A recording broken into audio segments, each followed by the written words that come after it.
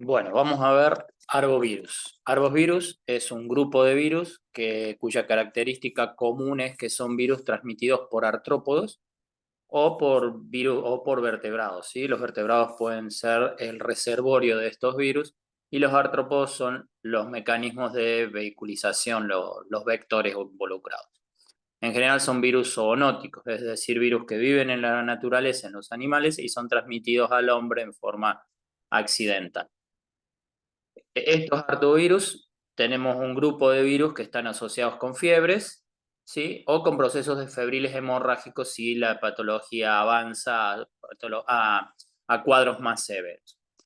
Entre las familias involucradas vamos a encontrarnos con flavivirus, donde los miembros más representativos son dengue y fiebre amarilla, ¿sí?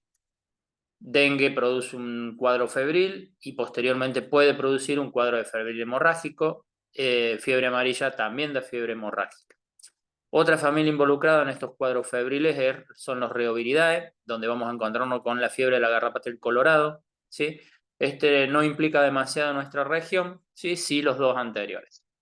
Otros agentes arbovirus que nos vamos a encontrar son virus que producen zoonosis y al humano le producen encefalitis. Estos están descritos en otro teórico, ¿sí? Nos vamos a encontrar con la familia Togaviridae, donde están todas las encefalitis equinas, la familia Flaviviridae, donde vamos a encontrar con el virus de San Luis, muy importante para nuestra región, ya que nuestros países limítrofes lo poseen, ¿sí? Bien, vamos a hacer hincapié ahora en la familia Flaviviridae, que son virus esféricos de 37 a 50 nanómetros, ¿sí? Envueltos, poseen una bicapa lipídica. Esta bicapa lipídica posee una espícula que es la E1, que es importante para la unión. Son de simetría icosaédrica y como proteína representativa de este capsómero es la proteína C. Su genoma es RNA simple cadena polaridad positiva. Dentro de esta familia Flaviviridae nos vamos a encontrar con los flavivirus propiamente dichos, que son los que vamos a estudiar, que son los que tienen la capacidad de producir estos cuadros de febriles o de febriles hemorrágicos, los pestivirus, y en este grupo está el virus de la hepatitis C, el cual es materia de otro teórico. En general, todos estos flavivirus que vamos a ver, el vector suele ser un mosquito, como el artrópodo transmisor, cuando este mosquito posee el virus en su interior y al alimentarse transfiere el virus al huésped. Este virus rápidamente se introduce en los vasos sanguíneos, donde puede hacer una primer viremia para fundamentalmente irse hacia los endotelios vasculares, donde puede hacer un segundo foco virémico. Hay otros órganos también de impacto secundario, de impacto primario, como pueden ser los macrófagos, el hígado, el vaso, los ganglios linfáticos. En estos tejidos, ¿sí? Se produce un aumento del número de viriones, ¿sí? Una replicación de estos viriones para producir una segunda viremia, una viremia secundaria, que vuelve a hacer impacto sobre los mismos tejidos, incluido el sistema nervioso central. Dentro de la célula de estos virus, ¿sí? Son virus envueltos, por lo tanto se unen, ¿sí? Se desnudan, producen la replicación de las cadenas, ¿sí? Esta replicación forma una cadena negativa que sirve de molde para todas las cadenas positivas, y esa cadena positiva ya es un RNA mensajero para ensamblar todas las proteínas necesarias y salir por rotación. Bien, eso era un pantallazo general de cómo actúan estos flavivirus, ¿sí? Ahora vamos a hablar particularmente de uno de ellos, que es el virus dengue. El virus dengue produce una enfermedad aguda, ¿sí? Este virus posee 4 serotipos. Cualquiera de estos serotipos van a producir el cuadro clínico indistinguible del tipo de serotipo. Y en América, sobre todo en nuestro país, es transmitido a partir del vector artrópodo, que es el Aedes aegypti, que es un mosquito. La patología dengue fue conocida hace muchos años. A partir de 1780 se describen epidemias en América, en Europa, en Australia. En el año 1944 se logra aislar este virus y se caracteriza encontrándose 4 cepas diferentes. A partir del año 1980 hasta ahí, lo cual dengue lo que producía era un síndrome febril inespecífico, ¿sí? Podía hacer que el paciente se sintiera demasiado mal y postrarlo, ¿sí? Pero no más gravedad que eso. A partir del año 1981 surge una nueva patología asociada a este virus dengue, que es lo que se llama el dengue hemorrágico, las fiebres hemorrágicas. Los primeros casos aparecen en Cuba durante una epidemia, ¿sí? y después rápidamente es distribuido a todo el territorio americano y se encuentra distribuido en todo el territorio americano de norte a sur, exceptuando las provincias del país, los países de Canadá en el norte y Chile aquí en el sur, que todavía no tiene descrito casos de dengue autóctono. En cuanto al virus dengue, dijimos que posee 4 serotipos, son clasificados como DENB1, DENB2, DENB3, DENB4. La infección por alguno de estos serotipos proporciona una inmunidad específica, protectora para toda la vida contra el serotipo infectante, pero en una infección secundaria con un serotipo diferente puede favorecer la presencia de la enfermedad grave.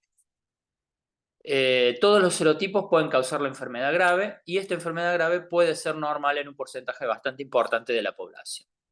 Algunas variantes genéticas dentro de cada serotipo podrían ser más virulentas o tener mayor potencial epidémico, que esto es lo que describe un poco el caso de la transformación de solo la patología febril a la patología de fiebre hemorrágica.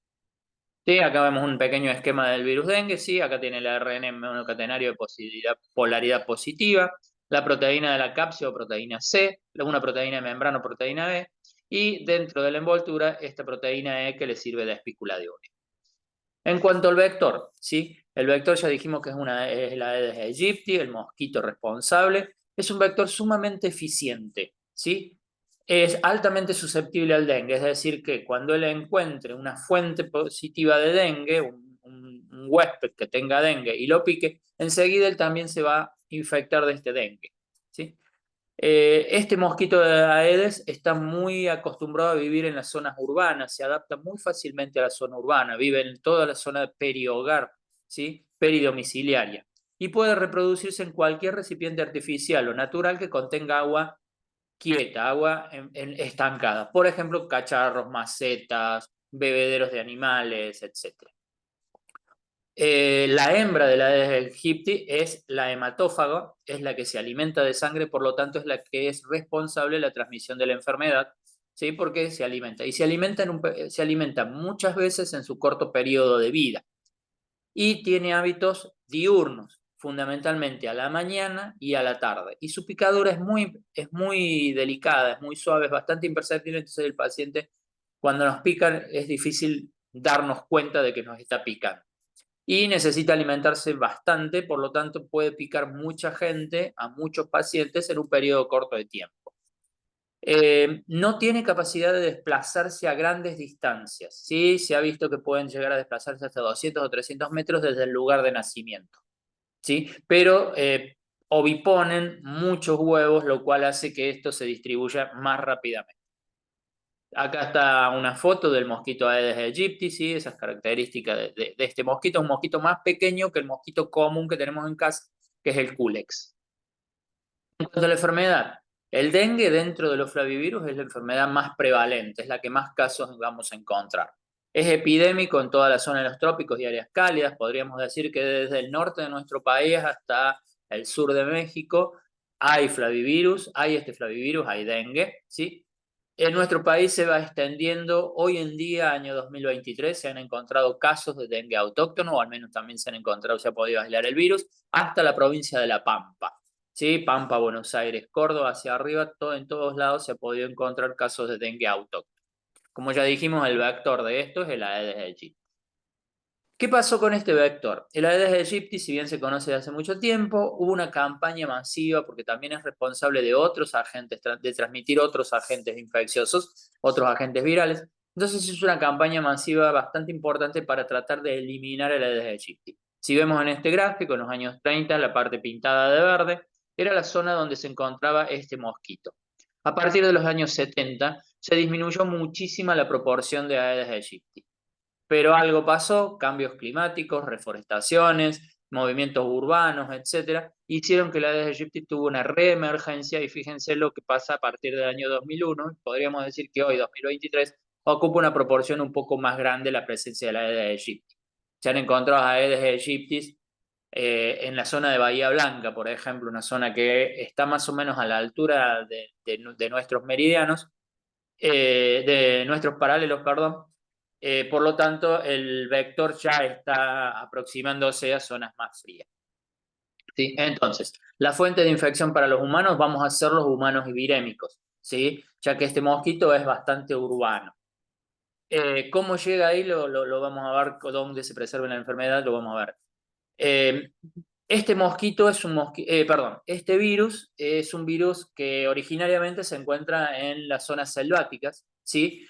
El reservorio selvático, el reservorio natural son un grupo de monos, son unas especies de monos, y la enfermedad se transmite entre los monos también por la picadura de otro mosquito hematófago. Ahora bien, si nosotros nos introducimos a ese medio ambiente o ese medio ambiente viene hacia nosotros, ya sea porque estos mosquitos salen de la selva o porque traemos un mono enfermo y se encuentra con el mosquito con el Aedes, que es el mosquito que vive mejor en presencia humana, ¿sí? Podemos introducirlo, que eso es lo que ocurrió, se introdujo el dengue en las poblaciones humanas. El mosquito posee una replicación, su replicación ocurre hasta 14 días, es un mosquito que vive ese periodo de tiempo, la hembra, ¿sí? Y se infectan alrededor de 50 a 100 millones de personas año con lo que se llama el dengue febril o el dengue clásico. Ahora bien, de ese dengue febril o dengue clásico, 250.000 casos se transforman en lo que se llama el dengue severo. Y de este dengue severo hay aproximadamente un 25.000 muertes anuales, es decir, mucha cantidad, la cual sigue a un aumento ya que cada vez está introduciéndose más en la población urbana. Lo que vemos acá es un cuadro de este año, del año 2023, que nos muestra distintos países de la región americana, sobre todo países limítrofes como Brasil, Paraguay, Bolivia, Argentina, Chile y Uruguay, ¿sí? Y donde podemos ver cómo fueron evolucionando los números de casos dengue, ¿sí? Esto es dengue febril, cómo fueron evolucionando los casos dengue. Acá tenemos Argentina, que en el 2018 tenía 1.829 casos registrados, ¿sí? Y al 2023, en lo que va del 2023, tengamos en cuenta que esto es más frecuente en épocas cálidas, en épocas de verano, son 121.541. Por lo tanto, el próximo verano hay que cuidar porque vamos a tener muchísimos más casos. En este otro cuadro ya implica solo lo que es el año 2023, desde el 1 de enero del 2023 hasta la semana epidemiológica de 32, que es a fines de agosto, ¿sí? Y fíjense también cómo fueron evolucionando, qué cantidad de casos tenemos, ¿sí? Con las tasas, aquí están las tasas por cada 1.000 habitantes, ¿sí? 11, 45, 211, etcétera, ¿sí? Y también por acá está en el caso de muertes, ¿sí? El número de muertes de pacientes en lo que corresponde al 2023. Y aquí lo que está característico es el tipo de cepas. Inicialmente había una sola cepa en Argentina y fue variándose por el correr de 2 años y hoy podríamos decir que tenemos todas las cepas involucradas. Bien, ¿qué pasa en Argentina empezando a hacer un poquito de historia? A partir de 1916 se produce el primer brote conocido de enfermedad dengue, de virus dengue, ¿sí? Y la enfermedad desaparece por un periodo bastante prolongado de cerca de 80 años, ¿sí? Donde no había más dengue. A partir de 1997, viendo la situación de los países limítrofes que tenían una reemergencia del dengue, el laboratorio del Hospital Muñiz, ¿sí? De la ciudad de Buenos Aires, decide implementar el diagnóstico de la enfermedad, decide implementar la metodología para diagnosticar la enfermedad a partir de la detección de anticuerpos, previendo que podían empezar a venir algunos casos, aunque sea importados, porque ya que con Brasil tenemos un amplio movimiento turístico fundamentalmente. Y es así que en el año 1998 ya se ocurre el primer brote de dengue en la región, que es lo que se llama en la zona del Chaco salteño, ¿sí? Donde se producen casos de dengue clásico por el serotipo DEN2. En ese momento el serotipo DEN2 era muy prevalente en Bolivia, es decir, estos casos autóctonos, ¿sí? Provinieron de la migración desde el país boliviano hacia nuestro país.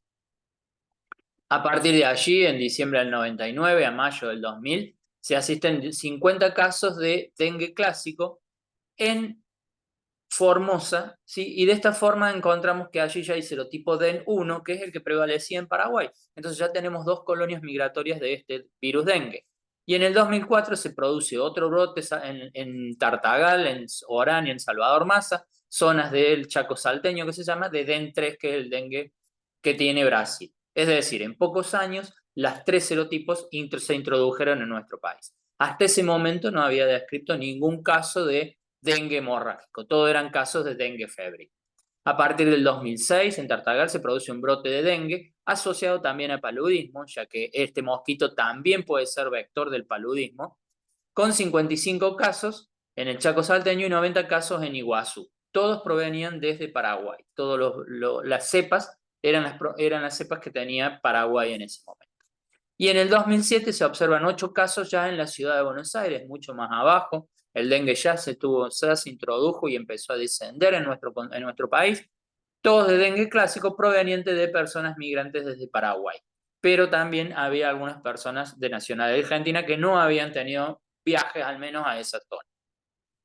Entonces se plantea a partir de ese momento que el Aedes aegypti se encuentra en toda la ciudad de Buenos Aires, en la provincia de Córdoba, en la provincia de Buenos Aires y hacia ahí y hacia arriba. Por lo tanto, la abundancia de estos Aedes aegypti son suficientemente altos para que produzca un brote autóctono, es decir, a partir de pacientes que viven en Argentina y los mosquitos que encontramos en Argentina, ya se produzca un ciclo de contagios internos a nuestro país, o sea, pasamos a tener este dengue autóctono, ¿sí?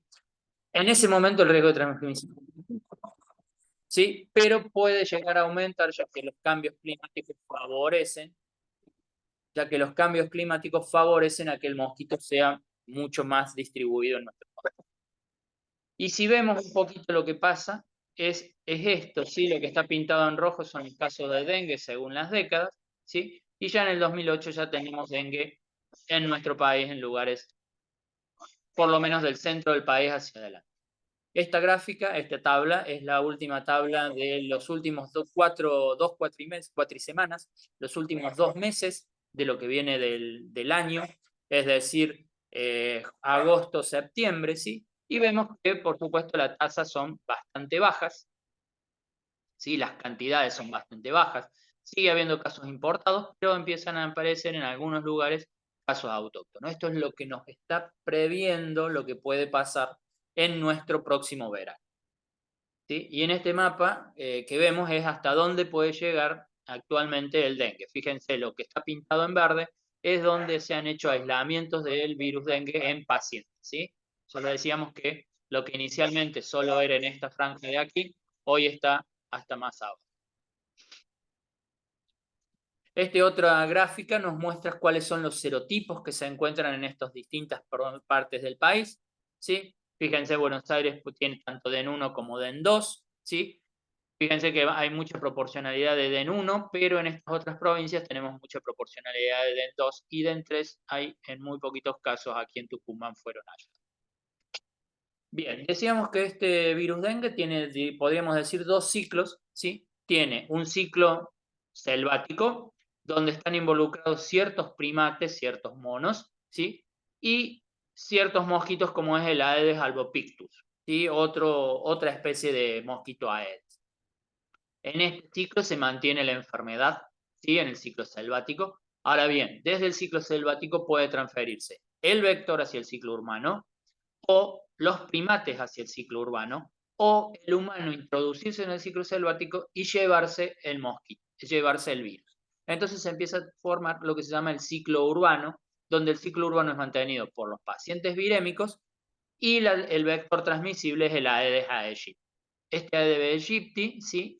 Pica a una persona enferma, se produce dentro de él lo que se llama un periodo de incubación extrínseca, es decir, dentro del mosquito se reproduce el virus, la hembra cuando vuelve a alimentarse y encuentra una persona sana le transmite el mosquito y a partir de acá se produce lo que se llama un periodo de incubación intrínseca donde este paciente se transforma en un paciente enfermo virémico que vuelve a cerrar el ciclo, ¿sí? Este mosquito dijimos que es muy eficiente para picar y se ha demostrado que hay transmisión vertical entre los mosquitos, es decir, la mosquito madre transfiere el virus a los mosquitos hijos a partir de la ovoposición. Hasta 7 generaciones consecutivas de Aedes aegypti puede estar contagiadas de este virus y 3 generaciones consecutivas de Aedes albopictus, que es el mosquito productor el mosquito causante de los brotes selváticos, ¿sí? Entonces, la hembra puede transferir a las larvas o a las pupas, ¿sí? A las larvas, perdón, a los huevos y de ahí a las larvas, y estas larvas ya nacen con infecciones de mosquito, ¿sí? Si las hembras mueren antes de que se cumpla el periodo extrínseco de incubación, es decir, esa proporcionalidad, ¿sí? No se va a producir la temperatura, no se va a producir la transmisión. Ahora bien, este periodo extrínseco es muy dependiente de la temperatura ambiente. Mientras las temperaturas son más altas, más fácil es la producción más fácil es la reproducción del virus dentro del mosquito. Bien, en cuanto a los cuadros clínicos o en cuanto a la patogenia, dijimos que el primer cuadro clínico que nos aparece es el fiebre dengue, donde el mosquito infectado lo pica al ser humano. El virus cuando introduce en el ser humano, se replica en los nódulos linfáticos regionales del sitio de inoculación, y de allí se va a diseminar tanto por vía linfática como por vía sanguínea hacia otros tejidos. En vía sanguínea el mosquito se puede replicar e introducirse y replicarse dentro tanto de los monocitos como de los macrófagos y evitar así que sea destruido. Esta vehiculización puede hacer impacto en otros órganos y producir cuadros febriles no inespecíficos. Ahora bien, se ha observado que ante una segunda exposición al virus, sobre todo si es de otro serotipo, se produce como un proceso de tipo inmunopatológico. ¿Sí? Es decir, todas aquellas personas que previamente tuvieron dengue y que tienen anticuerpos contra alguno de los serotipos, cuando un nuevo virus, y fundamentalmente si es de otro serotipo, se observa una reacción cruzada que lo que hace es, estos anticuerpos preformados se van a fijar a los virus, ¿sí? Ahora bien, ese complejo virus-anticuerpo se fija mucho más efectivamente a los monocitos y macrófagos. Esto se llama un refuerzo inmune. El agente infeccioso ingresa más fácilmente al virus, ¿sí? Que si no tuviera estos anticuerpos unidos. De esta forma, la respuesta es mucho más exacerbada. Esta intensificación dependiente de anticuerpos resulta en una amplificación de la cascada de liberación de citoquina, ¿sí? Un proceso anafiláctico muy importante, activación del complemento, disfunción endotelial, destrucción plaquetaria, consumo de los factores de coagulación, fuga de plasma y manifestación hemorrágica. Es decir, esta liberación de citoquinas y activación de complemento produce daño celular, produce disfunción endotelial, lo que hace que el plasma trasvase de sangre, hace hemoconcentración y destrucción plaquetaria, y también una coagulación intravascular diseminada por consumo de los factores de coagulación. Todo esto combo de manifestaciones hace que se produzca lo que se llama el dengue hemorrágico, ¿sí? Entonces, si tenemos un mosquito que nos pica previamente, generamos anticuerpos, la unión del mosquito anticuerpo, forma este inmunocomplejo, hace que el monocito sea mucho más eficiente en captarlo, pero también mucho más eficiente en liberar ciertas citoquinas, ¿sí? Que desencadenan la activación de este cuadro inmunopatológico, ¿sí? Entonces, el virus dengue, cuando se introduce en nuestro cuerpo a través del mosquito Aedes aegypti, puede darnos cuadros asintomáticos, una gran proporción de cuadros asintomáticos y cuadros sintomáticos. Dentro de estos cuadros sintomáticos podemos tener una fiebre indiferenciada, como cualquier síndrome febril, o un síndrome por fiebre dengue, que es mucho más importante el cuadro febril, tiene mucho más incapacidad del paciente de desarrollar, porque es un cuadro febril bastante importante, y este cuadro febril puede ser sin hemorragia, que sería el dengue clásico, o con una hemorragia inusual, ¿sí? Pequeñas hemorragias, pequeñas petequias se forman en la piel. Y esto es lo que se conoce como dengue clásico. Ahora bien, si el paciente tiene una reinfección o tiene algo que lo predisponga, puede prevenir lo que se llama la fiebre hemorrágica, ¿sí? O dengue hemorrágico o dengue severo, el cual puede ir con un síndrome de choque, ¿sí? De shock, el paciente puede llegar a la muerte, o sin un síndrome de shock. Por esto que decíamos de la extravasación sanguínea, la hemoconcentración, el consumo de plaquetas. Bien, en cuanto al ciclo de transmisión del mosquito, tenemos un humano virémico, ¿sí? El cual cursa la enfermedad lleva un periodo de entre 5 días, ese es el periodo donde se denotan los síntomas del dengue clásico. Si durante ese periodo la hembra del mosquito se alimenta, ¿sí? Adquiere el virus, proviene el periodo de incubación extrínseco, ¿sí? Este periodo de incubación extrínseco son entre 8 y 11 días hasta que la hembra sea una hembra infectiva y se alimente nuevamente de un huésped, el cual ya va a ser un huésped sano, ¿sí? O un huésped previamente infectado, ¿sí? y ahí ocurre el segundo cuadro en el segundo huésped, ¿sí? Bien. ¿Cómo se va a manifestar clínicamente el dengue clásico? El dengue clásico tiene un periodo de incubación de 1 a 7 días. Durante esos días aparece la sintomatología que puede ser fiebre alta con escalofríos, malestar general, dolor retroocular, ¿sí? Cefaleas, dolor óseo, dolor articular que postra al paciente. A partir del día segundo, es decir, entre medio de esto y el día 6, podrían aparecer algunas lesiones maculopapulosas, ¿sí? Esto se ve mucho más en pacientes de más edad, ¿sí? O en niños. En las personas particularmente jóvenes se presenta un cuadro fundamentalmente asintomático o una enfermedad febril, lo cual lleva a un subdiagnóstico y a una posibilidad de tener portadores asintomáticos que permitan diseminar con mayor eficiencia la enfermedad, ¿sí? Entonces, el dengue clásico en jóvenes y adultos es de una duración de una semana, ¿sí? Con una mortalidad de solo un 1%, y se caracteriza por fiebre elevada, cefaleas, alergias, mialgias, dolor retroocular, dolor de huesos, importante, una fiebre que rompe los huesos, que postra al paciente, lo deja cansado, abatido, erupciones cutáneas y algunas hemorragias menores, como pueden ser hemorragias gingivales, gastrointestinales, hematuria, epitaxis, sangrado de nariz, ¿sí? Estas son lesiones poco clásicas de estas lesiones hemorrágicas en piel.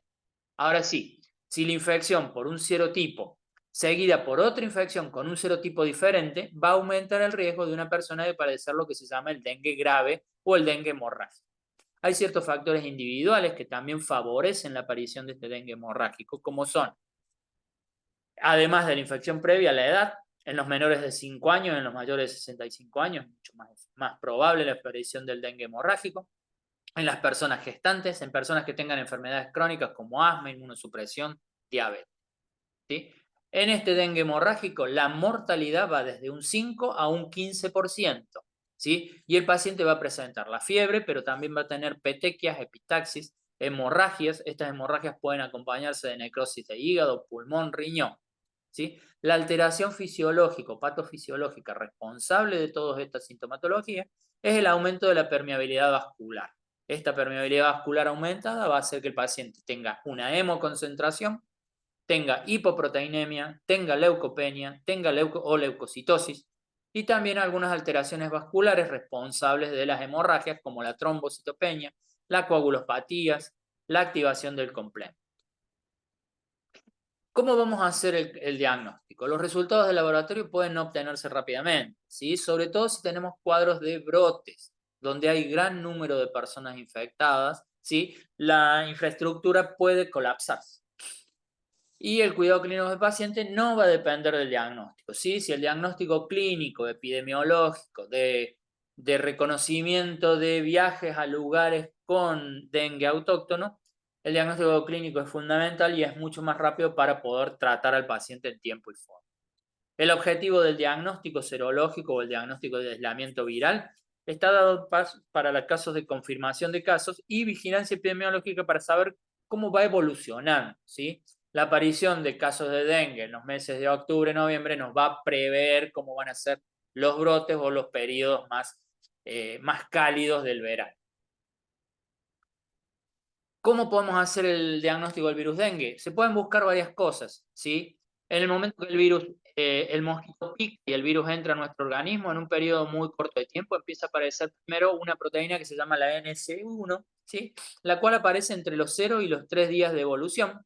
Esta proteína NC1 es un marcador temprano, es un antígeno temprano, o lo otro que podemos hacer es detectar PCR, por PCR el genoma viral en el cuerpo del paciente, o detectar, hacer aislamiento del virus, ¿sí? Lo más económico, lo más simple, lo más rápido es detectar esta proteína NS1, la cual baja rápidamente a los 10 días. A partir del día 4 a 6 de los días, ¿sí? Empieza a aparecer la inmunoglobulina M, la cual se prolonga bastante en el tiempo, ¿sí? Y posteriormente ya empieza con 7 días o más, empieza a aparecer la proteína G, ¿sí? Donde tenemos que tener en cuenta que la proteína G se va a perdurar en el tiempo y va a aumentar si vuelve a haber un ingreso nuevamente, una infección secundaria. Recuerden que en la infección secundaria la proteína M es muy escasa o nula, ¿sí? Sí podemos detectar NS1 más tempranamente, o el salto de la IgG por este nuevo ingreso del agente viral, ¿sí? Entonces, tenemos métodos directos para hacer que son tempranos, que es la detección del antígeno NS1, o la detección del genoma viral, o el aislamiento viral, ¿sí? De estos, el más simple y el más sencillo y el más económico es NS1, o por métodos indirectos donde vamos a detectar inicialmente IgM y posteriormente IgG, dependiendo, ¿no es cierto?, de los días de evolución del cuadro, ¿sí? Entonces, en los métodos diagnósticos vamos a tener aislamiento, ya sea cultivo celular.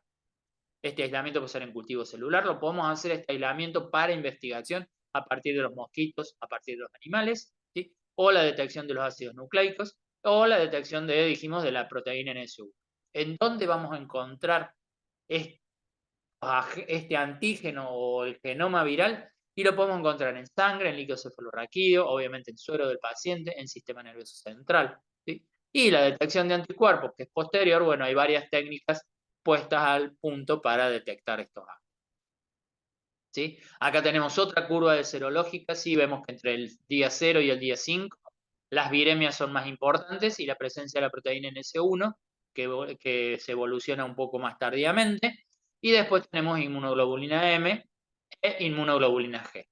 Ante una segunda exposición, aunque sea a otro serotipo, ¿sí? De nuevo, tenemos la proteína NS1 y las viremias tempranamente, la IgM más tardíamente y la IgG aumenta porque recuerden que ya estábamos sensibilizados. La presencia de anticuerpos contra una de las cepas da reacción cruzada contra las otras. Por eso es que se produce este aumento de inmunoglobulina G. Bien, en situaciones de brotes epidémicos, cuando hay muchos pacientes involucrados, no es factible el estudio de laboratorio para todos los casos que se presenten. Por lo tanto, se hacen ciertos criterios, se establecen ciertos criterios diagnósticos en cuanto al laboratorio, ¿sí? Se toman en cuenta criterios de riesgo individuales, ¿sí? Se va a hacer diagnóstico etiológico en aquellos casos con signos de alarmas, casos graves o signos fatales, ¿sí? Los factores individuales de riesgo, ¿cuáles son? Infecciones previas, es decir, que tenga documentado una infección previa de dengue, cuya edad sea menores de 5 años o mayores de 65, o que tenga enfermedades crónicas y en las personas gestantes. A estos pacientes les vamos a hacer el diagnóstico etiológico durante el brote. A otro paciente que no tenga este historial, le vamos a hacer solo diagnóstico clínico, ¿sí? Si buscan en esta página, el algoritmo, ¿sí? El algoritmo actual que te utiliza, esto está sacado, es del año 2022, pero es lo que estamos haciendo actualmente, ¿sí? Pero también podemos hablar de casos probables de dengue, ¿sí? No todo proceso febril es causado por dengue, sino que también puede ser causado por otros virus. Así, si viene un paciente con fiebre, dolor de cabeza, dolor de ojos, de huesos y dolor muscular, ¿sí? Que son el cuadro clínico que produce dengue, también lo pueden ser generados otros virus que también son transmitidos por los mosquitos, que son los virus que producen la encefalitis, como la encefalitis de San Luis y la encefalitis del río Nilo, ¿sí? Estos virus también los encontramos en nuestro país. Por lo tanto, podemos confundir las infecciones. Esto es en los casos iniciales, cuando recién aparecen los casos de fiebre febril. Cuando ya tenemos establecido el brote epidemiológico, ya no es tan necesario hacer el diagnóstico etiológico, ¿sí? Entre los agentes que tenemos que hacer diagnóstico diferencial, otro flavovirus, el virus de San Luis, el virus del norte del Nilo, el virus Ileus, otros arbovirus u otras hemorragias febriles como pueden ser producidas por sarampión, rubiola, malaria, fiebre tifoidea si pasamos a las bacterias, leptospirosis, meningococcemia, rickettsia.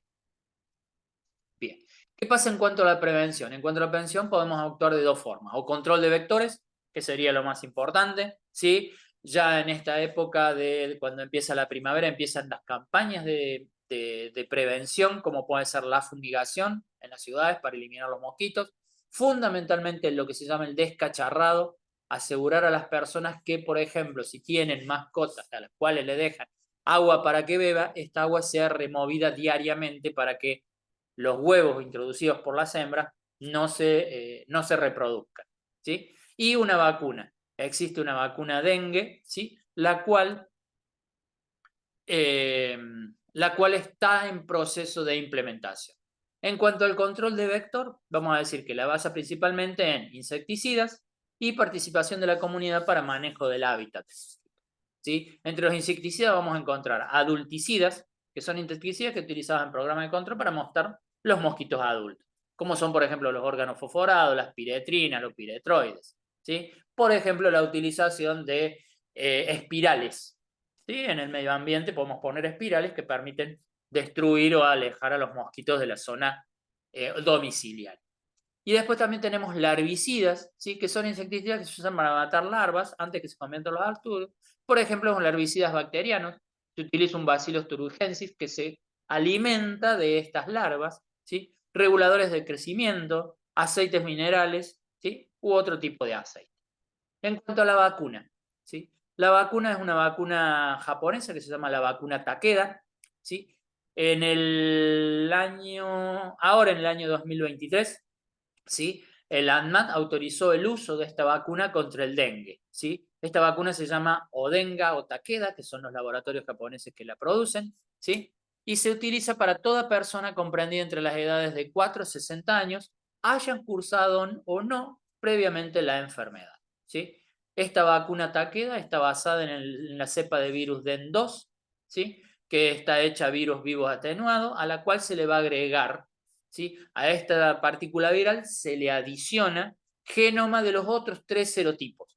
De esta forma, dentro de este virus híbrido, ¿sí? Vamos a encontrar los 4 serotipos de dengue. La aplicación, según el fabricante, según el laboratorio fabricante, es de 2 dosis en un intervalo de 3 meses. Lo ideal sería empezar a colocarla en esta época del año, ¿sí?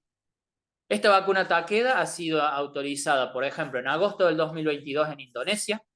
La Unión Europea lo hizo también en diciembre del 2022.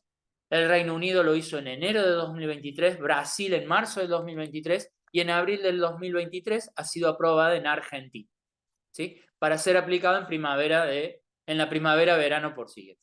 Todavía no hay referencias de aplicación, no se ha sacado los lugares de aplicación, pero estaríamos en condiciones de aplicar la vacuna cuando llegue desde Japón el componente. ¿A quién se le va a aplicar? A todas las personas de 4 a 60 años que hayan cursado o no previamente la enfermedad, ¿sí? Ahora bien, la presencia de la vacuna no nos va a frenar el brote de dengue, ¿sí? Nos va a disminuir la capacidad de que se produzca lo que se llaman los dengues severos, ¿sí? La mejor prevención de los brotes sigue siendo la participación de la comunidad en relación al control y eliminación de los criaderos de mosquitos, fortaleciendo medidas de prevención y evitando picaduras de mosquitos. Se recomienda, por ejemplo, la utilización de mosquiteros en las cunas de los bebés, ya que este grupo es un grupo que es susceptible y no va a poder ser vacunado. Bien. Vamos a pasar a ver otro virus febril, ¿sí? Que también comparte de ser un artrópodo, también es un flavivirus, perdón, también comparte de que es un arbovirus, es decir, transmitido por artrópodos, que es el virus de la fiebre amarilla. La fiebre amarilla también está muy distribuida en el mundo, es endémico en bosques de África, América del Sur y América Central, ¿sí?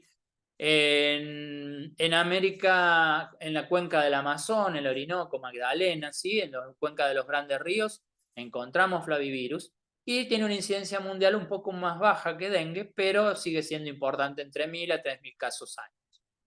En regiones más próximas, como es en la cuenca del Amazonas, hay entre 100 y 300 casos año.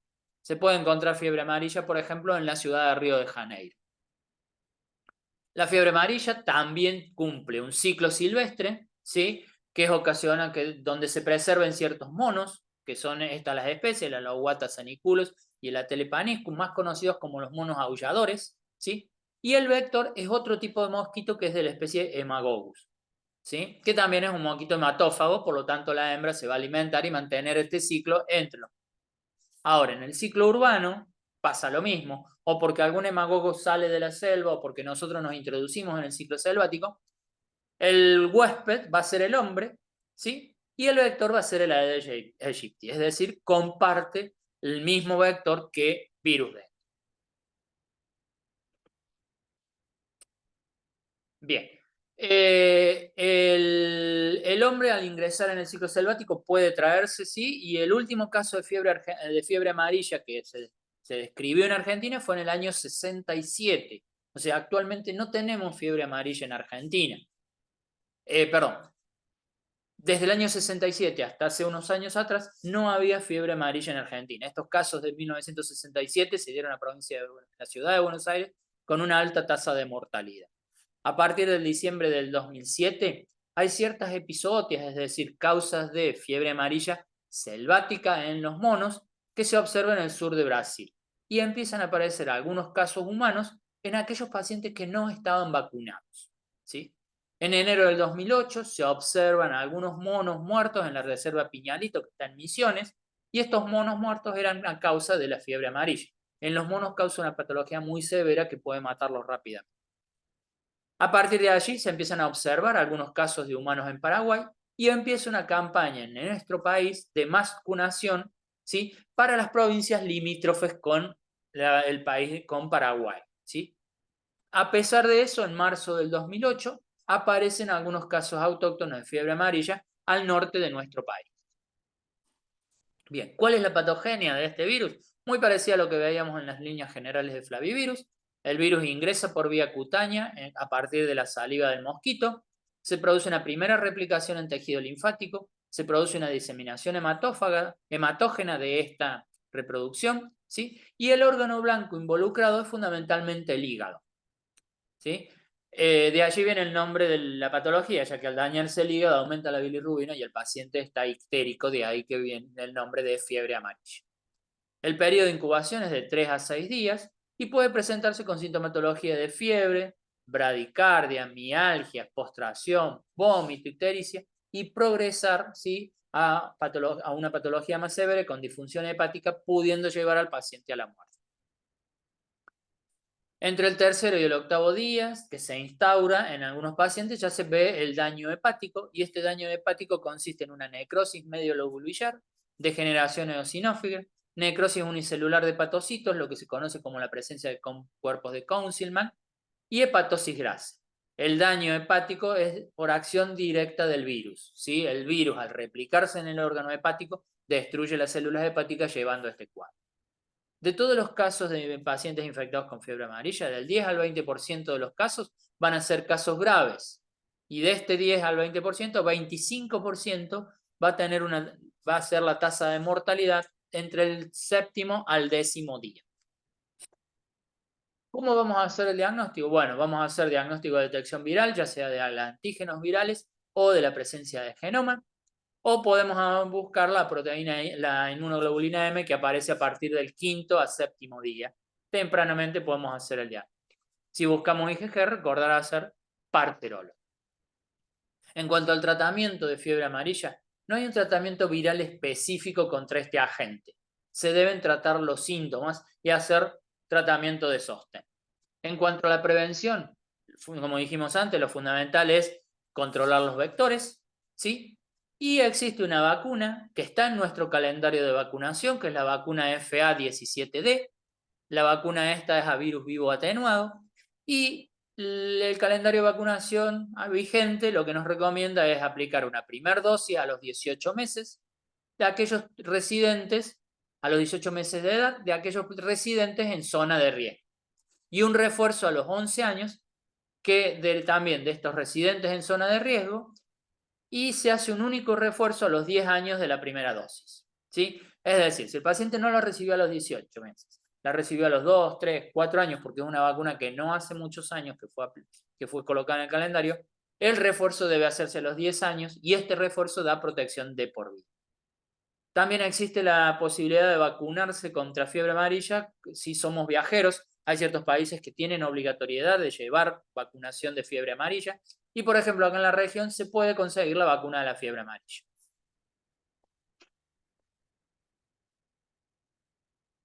Bien. Ahora vamos a ver otro de los flavivirus, ¿sí? Perdón, otro de los virus, de los arbovirus involucrados en patología, que es el virus chikungunya. El virus chikungunya es un virus de aparición no hace muchos años, es un alfavirus, ¿sí? Y es transmitido, también dijimos, por estos artrópodos.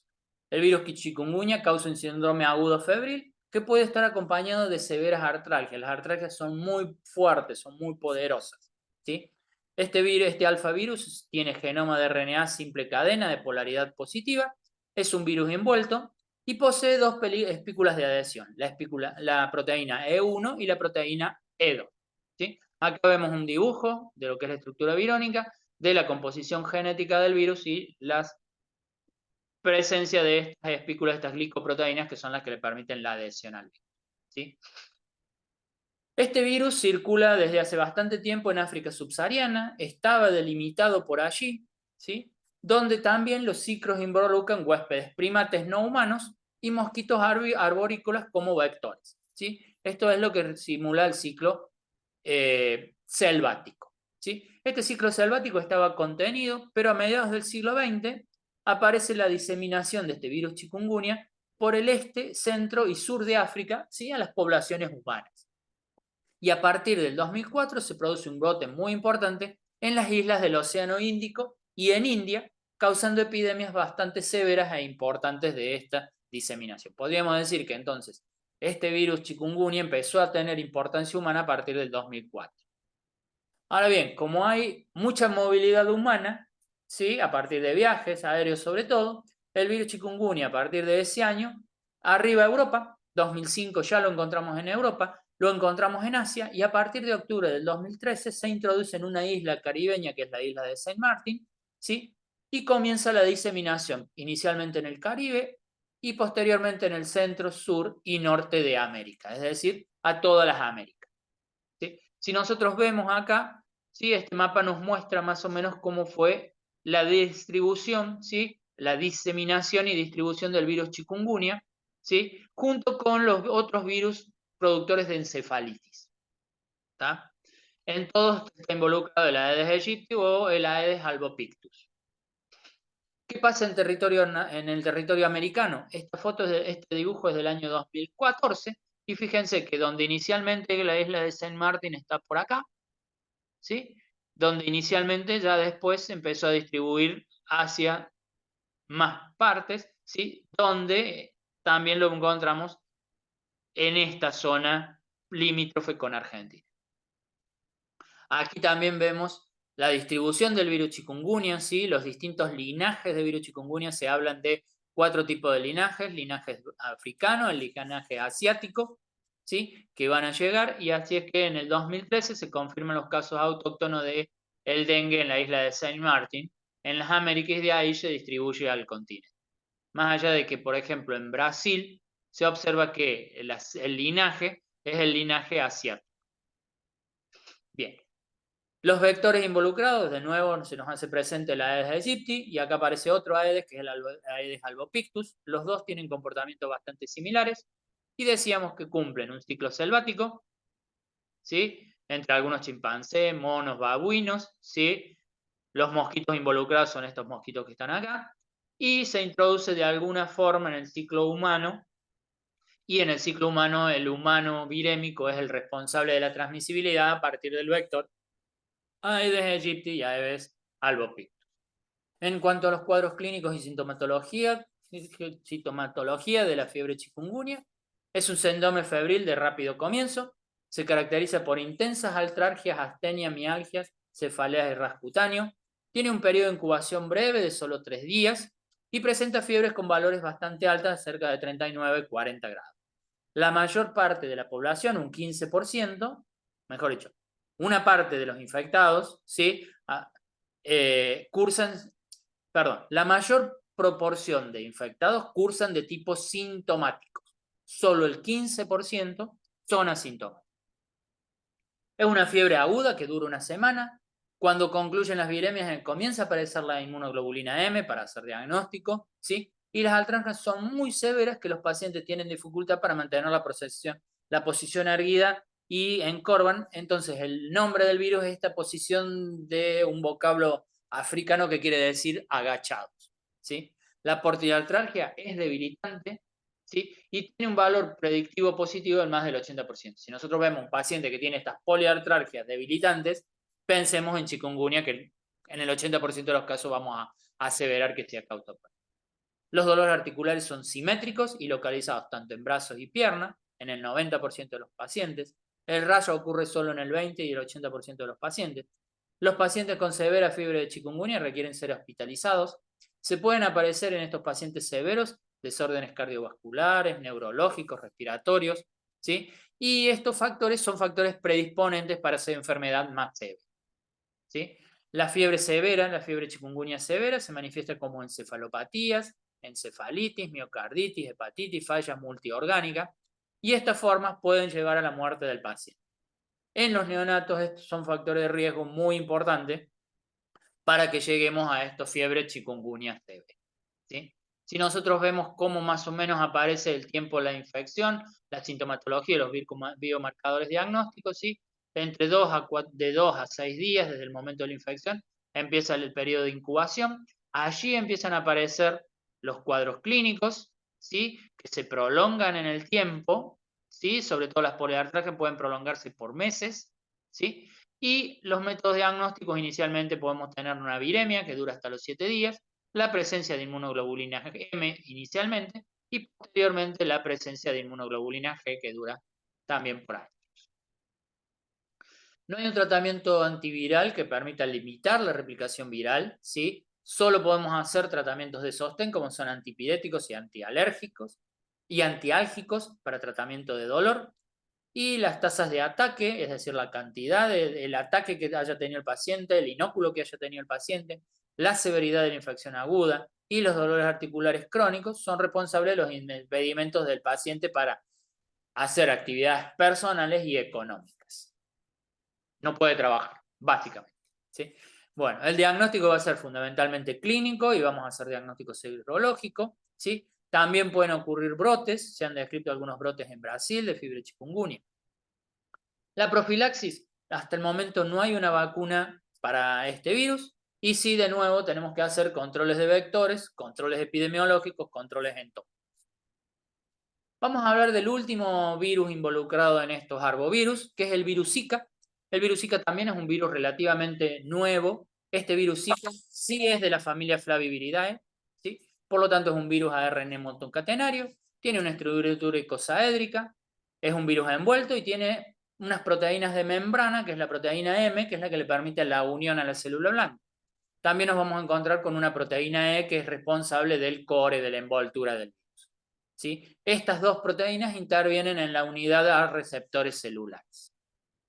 El virus Zika fue aislado en el año 47 de unos monos en un bosque de Zika, que se llama el lugar así en Uganda, África, y a partir del en el 2007 se produce la primera epidemia registrada de virus Zika en una isla de la Micronesia que se llama la isla Yap, con el 75% de la población de esa isla infectada. Esa isla tenía aproximadamente unos 300.000, entre 250.000 y 300.000 habitantes. A partir de ahí, en el 2013, se detecta que se disemina hacia otros lugares de la Polinesia francesa y en el 2015 se detectan los primeros casos en el norte de Brasil y a partir de este foco en Brasil se disemina hacia toda América, ¿sí? Entonces, desde el foco del 2015 en Brasil se han notificado más de 4.000 casos de microcefalias en niños nacidos de madres que tenían serología positiva Zika. Entonces, se asocia este virus con este desequilibrio del desarrollo embrionar en el humano, ¿sí? En el líquido amniótico de estas mujeres embarazadas, ¿sí? Se ha detectado el virus Zika y en el cerebro de los bebés. La transmisión por el vector es la principal vía. También se han documentado casos de transmisión de tipo sexual, ¿sí? Detectando el virus Zika en el semen de las personas infectadas, ¿sí? También se ha visto que se puede transmitir el virus Zika, más allá de la transmisión intraplacentaria, durante el trabajo de parto y también por algunas transfusiones sanguíneas. Entonces, el virus Zika lo tenemos muy cerca de nuestro país, está en Brasil. Originalmente el reservorio del virus Zika eran los primates no humanos y también los primates humanos, ¿sí? Se vio que en Brasil puede estar alojado en primates no humanos como reservorio del virus, es decir, cumple un ciclo selvático, ¿sí? Y también se han encontrado anticuerpos contra Zika, es decir, el Zika introdujo en huéspedes mamíferos como orangutanes, cebras, elefantes y en Pakistán, por ejemplo, en algunos roedores. ¿Cómo se transmite? La transmisión es principalmente vertical a partir de mosquitos infectados, ¿sí? Este mosquito vector puede ser del género Aedes, es el más común, aunque puede haber otros mosquitos hematófagos, ¿sí? Este mosquito transmite el virus Zika a través de cuando se produce la alimentación, a través de ingesta de sangre, y dentro del mosquito se puede reproducir y no le ocasiona daño al mosquito, y lo obtiene durante toda la vida de desarrollo del mosquito hasta que lo transmite hasta una nueva picadura. También, como decíamos, se ha transmitido una documentación de transmisión de tipo sexual, ¿sí? Y se pueden producir infecciones perinatales posteriores al parto, por lo que dijimos en canal del parto, o congénitas a través de la transmisión vertical de la madre al feto-hijo. ¿Qué manifestaciones clínicas se observan con este virus Zika? No se diferencia de otras enfermedades febriles, ¿sí? Como puede ser la de dengue o como puede ser la de chikungunya, aunque los síntomas de Zika son más leves y no son patognomónicos, ¿sí? No nos indican directamente que pueda ser Zika. Tenemos que sospecharlo o tener en cuenta la epidemiología en el momento del diagnóstico. Las características clínicas y epidemiológicas también se pueden confundir porque puede corcircular, ¿sí?, con otros arbovirus, ¿sí? Como puede ser corcircular con dengue, con chikungunya, con fiebre amarilla. Inicialmente se va a presentar como dolor de cabeza, un exantema maculopapular descendente, fiebre, malestar general, mialgia, anorexia, conjuntivitis no purulenta, artralgia, edema de extremidades y síntomas abdominales. El compromiso articular se puede presentar en forma de poliartralgia con edema periarticular bilateral y simetría, pero de menor intensidad que el de chikungunya. Es más leve las molestias, los dolores artrálgicos. Las manifestaciones neurológicas pueden aparecer también durante la fase aguda de la infección o posteriormente de ella, y hay que hacer diagnóstico diferencial con otras causas de complicación neurológica, como puede ser el Guillain-Barré. ¿Qué pasa con el síndrome de infección congénita por virus Zika? Si el virus Zika aparece durante el embarazo, las manifestaciones clínicas en embarazadas, la evolución y el pronóstico de la madre no difieren de lo observado en la población general. ¿Sí? La mamá infectada por virus Zika va a parecerle lo mismo que contábamos antes. Ahora bien, en el riesgo de las embarazadas afectadas reside en el potencial del virus para producir anomalías del sistema nervioso central en el feto, lo que se llama la restricción del crecimiento uterino o RCIU, ¿sí? Restricción del crecimiento intrauterino, la mortalidad fetal o los abortos espontáneos. La asociación observada con mayor frecuencia ha sido la microcefalia, aunque se han descrito también otras anomalías intracraneales o esqueléticas. ¿Por qué ocurre esta? ¿Sí? Incluye la presencia de microcefalia también una desproporción craneofacial, el cuero cabelludo redundante con rugosidades al momento del nacimiento, la hipertonía o espasticidad, esto es al momento del nacimiento, irritabilidad, secuelas cognitivas y crisis epiléptica. O sea, podemos hacer diagnóstico intraútero o haremos el diagnóstico post-nacimiento si observamos toda esta sintomatología. ¿Por qué se produce esto en el niño? Porque hay alteraciones del sistema nervioso central y vamos a observar en estos niños nacidos con virus Zika alteraciones del sistema nervioso central, como puede ser hiperplasia cerebral, hipoplasia o agenesia del cuerpo calloso, calcificaciones cerebrales, alteraciones de los ventrículos cerebrales, anomalías de fosa posterior, lisencefalia, anomalías auditivas y anomalías visuales. Todas estas alteraciones, se deben a alteraciones en los mecanismos normales del neurodesarrollo. La presencia de virus Zika en el desarrollo temprano del feto, cuando más se está produciendo el neurodesarrollo, va a llevar a consecuencias más severas al nacimiento, ¿sí? Entonces, ¿cómo vamos a hacer diagnóstico de virus Zika? ¿Sí? Si podemos tomar muestra de suero o líquido cefalorraquídeo en los días 1 a 6 de sintomatología, o muestras de orina donde se elimina el virus a partir del 5º al 15º día, ¿sí? También podemos tomar muestras de placenta. Lo podemos hacer por detección del genoma, ¿sí? Si es positivo, confirmamos Zika. Si es negativo, ¿sí?, se va a llamar Zika no conclusivo. Si tenemos sospecha epidemiológica o clínica, vamos a pedir una segunda muestra de suero y cefalorraquídeo 6 días posteriores para hacer o un diagnóstico positivo o un virus no conclusivo. Si tomamos muestras de suero, ¿sí?, y o líquido cefalorraquídeo más allá del 6º día, ¿sí?, recuerden que acá tenemos hasta el 6º día podemos hacer detección del genoma. Más allá del 6º día vamos a buscar la IgM, Si es negativa, descartamos el virus Zika, ¿sí? Porque ya hicimos esta toma inicial y esta toma posterior y no hay, se descarta. Si es positivo, lo tomamos como un Zika probable y hay que hacer una segunda muestra, ¿sí? De 10 a 14 días posteriores, ¿sí? Y tenemos lo que es el diagnóstico de un Zika positivo confirmado o un Zika negativo registrado, ¿sí? Aquí abajo pueden ver qué es lo que son las siglas y cómo se sigue el procedimiento. Esto se usa mucho para embarazo. ¿Cómo vamos a hacer la prevención del virus Zika? De nuevo, la prevención esta infección es transmitida por mosquitos, por lo tanto, la prevención va a ser en la reducción del número de mosquitos, lo que venimos diciendo hasta acá de los arbovirus, la reducción de los lugares de cría y la disminución de los contactos entre los mosquitos y las personas. Hay que evitar las picaduras de mosquitos, especialmente en zonas donde se hayan reportado casos de Zika previamente, mediante el uso de insecticidas, cubriendo la piel expuesta, ¿sí? Utilización de mosquiteros al dormir, y eliminar las posibles criaderos de mosquitos como macetas, neumáticos usados, canelones, lugares